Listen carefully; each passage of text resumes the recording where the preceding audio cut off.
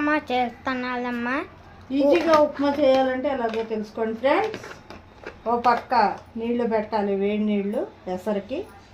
తర్వాత ఉప్మా కన్నీ రెడీ చేసుకుని పోపు వేయించి ఆ పోపులో ఈ మరిగిన నీళ్లు పోసేసి రవ్వ వేసి ఉప్పు వేసుకుంటే ఈజీగా 2 మినిట్స్లో ఉప్మా రెడీ ఫ్రెండ్స్. నీళ్లు మరిగించి పెట్టుకోవాలి, ఇవి అందులో పోయాలి. లేదంటే పోపు వేసి పోపులో నీళ్లు పోసి నీళ్లు మరిగే వరకు ఉండి చాలా కష్టం. ఇలా అయితే ఈజీ ఫ్రెండ్స్. నీళ్లు మరిగించి ఆ నీళ్లు అందులో పోసేసి రవ్వ పోసి ఉప్పు వేసి ఈజీ 2 మినిట్స్లో ఉప్మా రెడీ.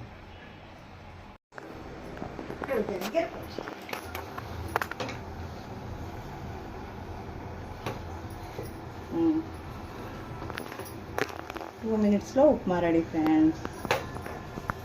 ఎసరు ఉప్మా.